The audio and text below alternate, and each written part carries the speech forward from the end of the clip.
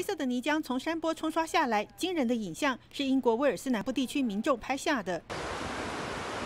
英国遭到一波暴风雨袭击，引发严重淹水灾情，汽车在洪水中载浮载沉。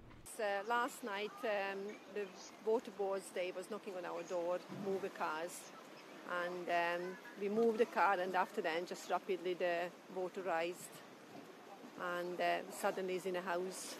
不少地区24小时内降下超过整个2月的预期雨量。英国气象局16号发布了创纪录的600个洪水预警。洪水就像湍急的溪流，在坡道上奔腾。 We're expecting widespread disruption from the rainfall, surface water disruption for traffic. We're advising people just don't drive through floodwater, don't take that chance. 时速高达146公里的强风，相当于中台威力。伦敦希斯罗机场一架正在降落的班机被强风吹得偏离跑道。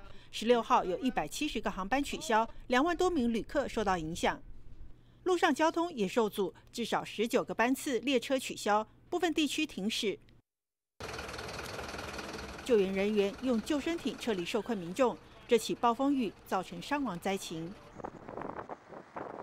在英国肆虐之后，这波暴风雨现在也接近法国西北部，海岸边出现强风大浪，预计部分地区36小时会降下80毫米的雨量，相当于2月总雨量的一半。当地也发布橘色预警，严阵以待。大爱新闻吕方编译。